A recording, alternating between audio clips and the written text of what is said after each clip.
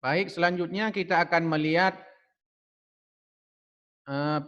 pengantar ya, dan melihat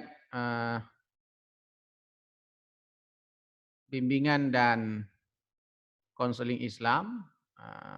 Pengantarnya sebagai referensi awal kepada kawan-kawan agar bisa kuliah nanti dalam pertemuan-pertemuan selanjutnya.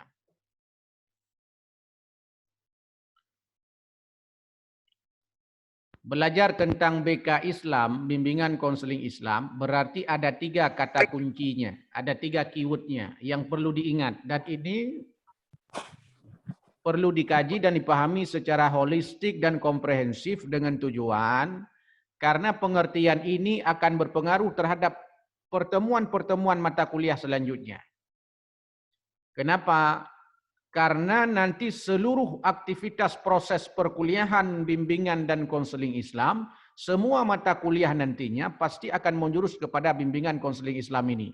Kalau seandainya kata kunci ini tidak dikuasai, maka akan kesulitan nantinya menguasai mata kuliah yang lainnya, khususnya mata kuliah yang sifatnya adalah jurusan atau program studi.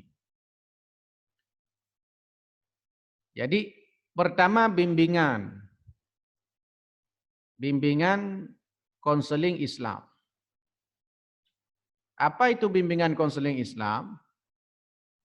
Ada 3 kata kunci. Pertama bimbingan, kedua konseling, ketiga Islam.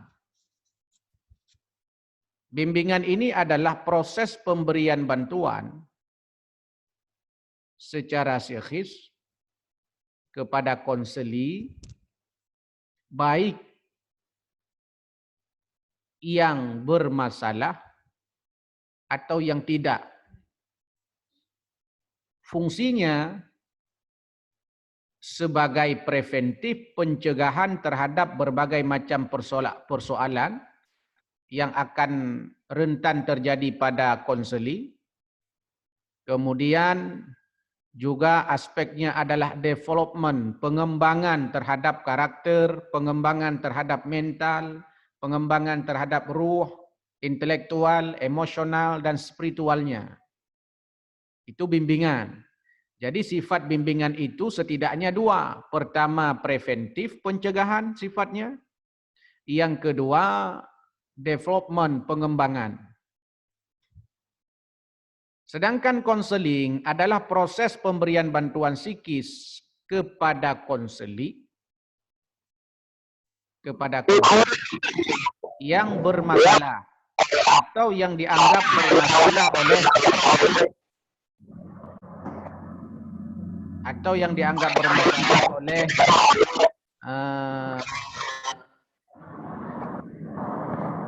oleh konselor, sehingga dapat menyelesaikan persoalan yang sedang dihadapinya. Sifatnya adalah kuratif, pencegahan. Sedangkan Islam ini sifatnya dalam bimbingan konseling Islam bisa sifatnya sebagai teori atau landasan atau panduan dalam proses layanan konseling. Sifatnya metode sebagai metode, atau sifatnya sebagai teknik, atau sifatnya sebagai pendekatan.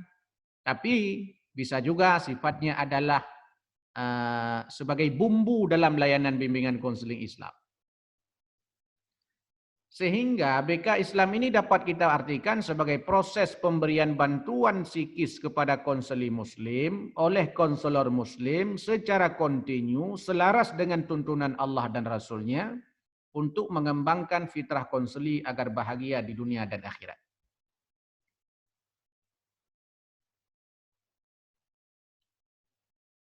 Yang mesti kawan-kawan pahami, jadi ini kata kunci untuk definisi bimbingan konseling Islam. Pertama, proses pemberian bantuan. Ini kata kuncinya. Yang kedua, bantuan yang diberikan bukan uang, bukan materi, tapi bantuan psikis. Kemudian dilakukan secara kontinu. Kontinu ini berarti terus-menerus.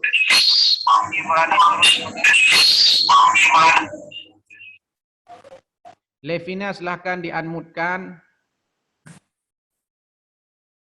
Silahkan di-unmute-kan ya suaranya supaya tidak ada gangguan dalam proses perkuliahan. Ini kata kunci, proses pemberian bantuan psikis kepada konseli oleh konselor selaras dengan tuntunan Allah dan Rasul-Nya. Kemudian tujuannya adalah untuk mengembangkan fitrah konseli supaya bahagia dunia dan akhirat. Artinya orientasi BK Islam bukan hanya aspek untuk mengembangkan karir atau mengembangkan kepribadian atau karakter konseli yang terbatas pada sepanjang hidup perjalanan konseli. Tapi yang perlu kita perhatikan sampai malah proses itu terjadi hingga nanti ia meninggal dunia kembali kepada Allah Azza wa Jalla dan pada akhirnya bahagia di dunia dan bahagia di akhirat sebagai doa sapu jagat yang sering kita baca, Rabbana atina fid dunya hasanah wa fil akhirati hasanah wa qina azabannar. Jadi continue. Kalau ditanya sampai kapan kita memberikan layanan bimbingan konseling? Terus menerus selamanya continue. Continue itu terus menerus.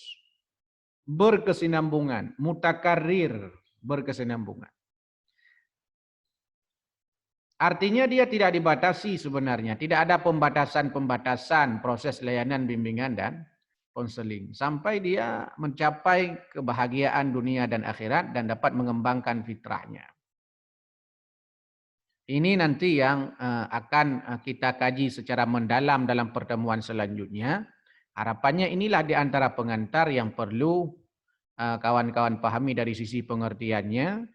3 keyword ini harus dikuasai dan ini memang maka sebelum kawan-kawan para mahasiswa masuk kuliah, maka istilah-istilah ini mestinya sudah dibaca, sudah dipahami sebelumnya sehingga menimbulkan diskusi dengan dalam proses mata kuliah ini ya.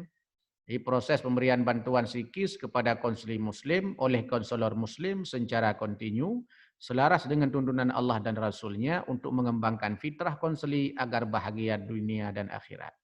Ini makna daripada proses atau pengantar atau di antara definisi bimbingan dan konseling Islam. Tapi insya Allah pertemuan yang akan datang kita akan cari dan kita akan pahami secara mendalam dan secara holistik tentang pengertian ini. Ini hanya sebagai pemantik saja supaya kawan-kawan paham kira-kira kemana arah pelajaran atau proses mata kuliah pengantar bimbingan konseling Islam ini.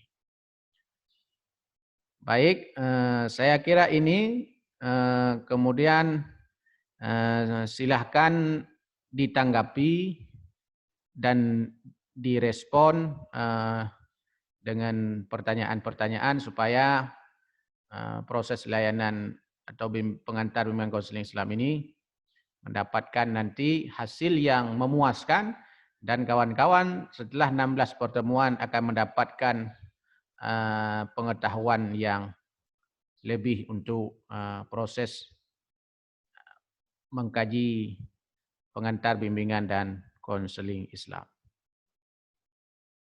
Baik.